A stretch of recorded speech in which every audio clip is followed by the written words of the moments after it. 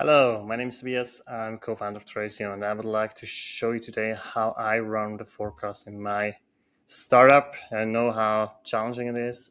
We've been broke a couple of times almost, and Tresio really saved us. And today I really want to show us how we do that. So Tresio is a web application that just lets you connect all of your bank accounts, accounting systems, subscription management software, whatever you have, that there is data about finance flowing around, and consolidates it. So what we have here is our forecast. We have the total available funds. This comes directly from the bank account. So we have a ZKB account where we have 65,000 left, and we have a Revolut account with 17,000 euro currently. And if you look at the forecast, we are out of cash in September. Now, this is current cost and income only. You see, with the inflows, we have a lot of subscription revenue actually. So if we now look at the menu where this comes from, of here, the list of all of our subscribers that are like using our SaaS product. We have monthly payments, we have quarterly payments, sometimes yearly or half yearly payments in different amounts. And we also have some cancellations churn. And this is ideally coming from a subscription management solution. Now, in our case, it's Stripe that we use to connect directly with Tresio to really show you when is actually which customer paying. Because the problem with this subscription management tools is that you always see like the MRR, monthly recurring revenue, but you never really see when it's actually who paying what. And you see really the differences, like in March we have 20,000 income, in April only 4,000. So here we see directly which subscriber this is and how much they're going to pay us.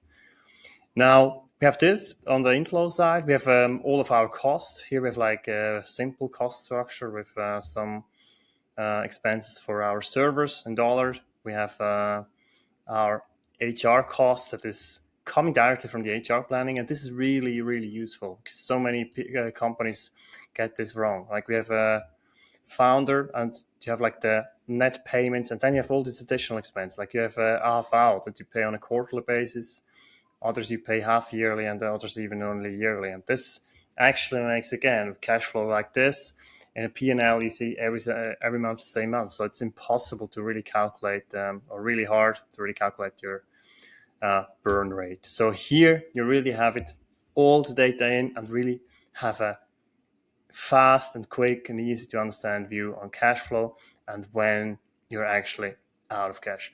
Now, this is a bit of a depressing scenario. It's cost and current revenue only. Of course, we're also growing. Now, what I added is our pipeline. This I have taken from HubSpot. This is manual entry, so we're not integrated yet with CRMs. Of course, we're happy to look into that if you need. So what I've done, I've added my expected deals. This I did directly in the plan data. So I went here and have like a deals pipeline that I have that are in HubSpot right now. So I have like these 5 deals with expected cash date. And then I've also added, actually from October onwards, because I don't have pipeline after that, but I expect, I will be at 10,000 new business, new pipeline every month, and it will be growing with 7.5% every 2 months. That's like roughly what I'm currently at with the growth rate. And if I look at that and then in the forecast, and I can even extend it maybe to 24 months, I can just see that we actually have a stable business. Now, of course, some things don't go as planned. I've also run a scenario with only 50% win rate of the pipeline. So I have a weighted pipeline, and now again, I'll be out of cash at the end of the year, but at least I have prolonged the runway already by 5 months.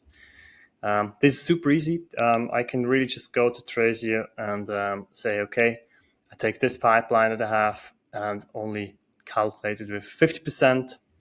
Maybe I even the monthly growth I just reduce by 25%, not 50. So let's see how that impacts then my future growth. And actually, we have now extended it even a little bit longer.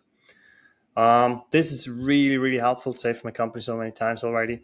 Now let's see what happens if we have a funding round in Q4. And here it's an interesting dynamics. We actually, we will be out of cash at some point, but have the funding round here. So actually, this will then be our new curve, especially over 36 months. We will really see, okay, first we're going to invest this money and have burn, and then eventually sales will come. And with Tresio, again, you can all of this run, of course, on a spreadsheet. With Tresio, you have always the most accurate data in there. You have all your tools connected, and you just have a really, really great overview. If you want to learn more, I will be very happy to schedule your call and show you more. Thank you.